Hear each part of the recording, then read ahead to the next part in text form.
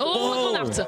Grosse information. Hein. Attention, il y a un gros pépin mécanique pour Wout van Aert qui est à l'arrêt. Il est à l'arrêt. Le champion de Belgique, Wout van Aert, pour l'instant n'est pas du tout au contact de la tête. Il est en train de perdre de très longues secondes.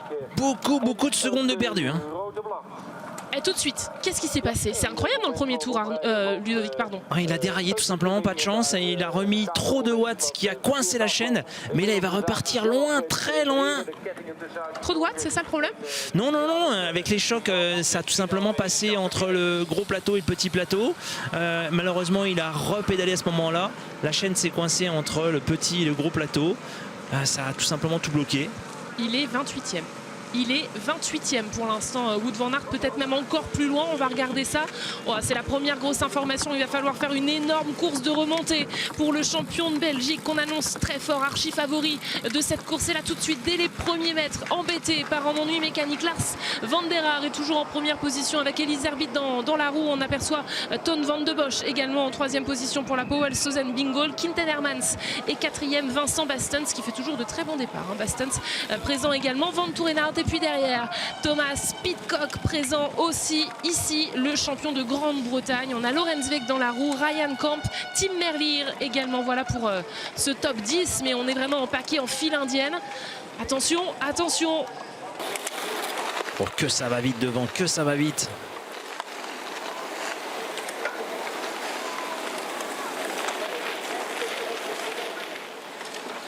Oh, la vitesse, en effet, incroyable de Thomas Pidcock en tête. Les prises de risque de ces athlètes là. Grosse vitesse dans cette descente. Et Vincent Bastens qui est au contact. Oui, c'est important. On aperçoit en dessous la Tim Merlier, toujours 12e également. C'est une bonne performance pour l'instant pour lui. Et Van Aert, je le cherche, 18e toujours. Venturini, 23. Oh, il fait pas semblant, Thomas Pidcock. Il fait pas semblant. Il est en train d'accélérer dans toutes les parties où il peut accélérer. Ça met tout le monde sous pression. Wout n'a pas la même trajectoire que les autres. Il passe à l'extérieur de l'arbre. Mais 35 secondes, il a encore gagné 2 secondes. Alors que devant, on n'est pas en train de faire semblant. Et regardez l'écart, le chrono qui continue de s'égrener. On est à 55 secondes d'écart entre Wout van Aert et Thomas Pidcock. On n'oublie pas quand même que Wout van Aert, à part hier notamment, a l'habitude de gagner avec énormément de secondes d'avance. Il a été jusqu'à 1,47 pour ses reprises. Wout van Aert, ça veut dire que c'est possible encore de revenir sur la tête, sauf que là, la tête est occupée par Thomas Pidcock en grande forme. Oui, Thomas Pidcock est en très grande forme. C'est un circuit sec, donc les écarts sont nettement plus resserrés. On peut voir qu'Elise Herbit est à 2-3 secondes. Donc d'avoir perdu 35 secondes, mais surtout presque 40 places dans le premier tour sur un déraillement, comme quoi ça coûte très cher. Donc on va voir dans les 2 prochains tours si Wout arrive à combler une partie de cet écart. C'est pas le week-end de la facilité pour Wout van Aert, qui avait déjà dû changer de chaussures hier lors du Grand Prix Sven Nys et qui là a subi un incident tout de suite d'entrée de jeu. Thomas Pidcock, on est vraiment sur toutes les qualités de Thomas sur ce circuit.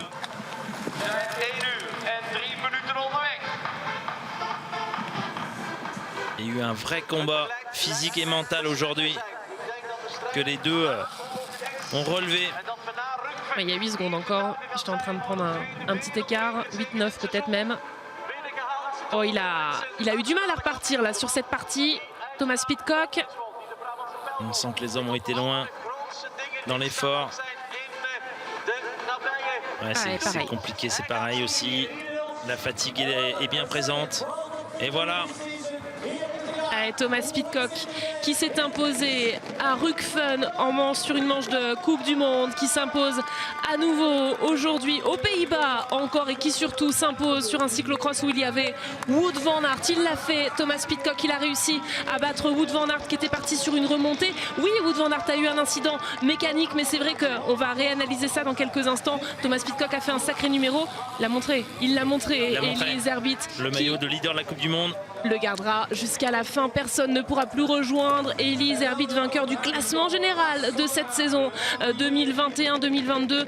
2 manches avant la fin. Et puis Lars van der Haar qui signe un podium avec ce magnifique maillot de champion d'Europe sur les épaules. Il est à 30 secondes de Thomas Pidcock. Ce qu'on voulait vous dire, c'est l'écart entre Thomas Pidcock et cet homme-là qui va être peut-être au-delà de la minute. Il a l'air d'être passé en tout cas devant Toon Aert.